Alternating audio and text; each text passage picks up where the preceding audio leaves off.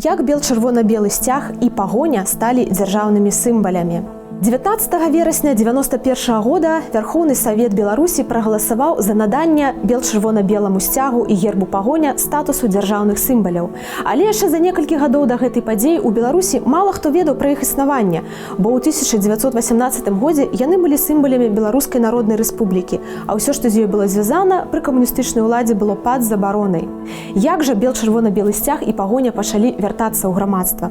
30 кастрычніка 1988 года на мітынгу Беларускага народнага фронту каля Курапатаў быў упершыню публічна ўзняты бел-чырвона-белы сцяг.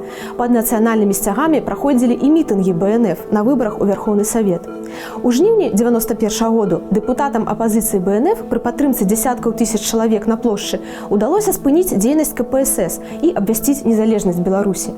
А 19 верасня 1991 года дэпутаты БНФ вынеслі на сесію пытання аб замене савецкай дзяржаўнай сімволікі нацыянальнай. Але для станоўчага рашэння патрэбна было змяніць канстытуцыю, гэта значыць сабраць галасы 2/3 дэпутацкага корпусу.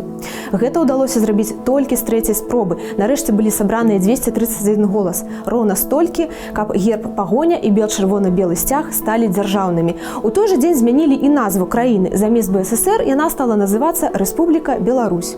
Нацыянальныя сімвалы былі ў статусе дзяржаўных да траўня 1995 года, калі на ініцыянаваным Лукашэнкам рэферэндуме з парушэннямі Канстытуцыі яны былі замененыя на мадыфікаваныя савецкія сімвалы.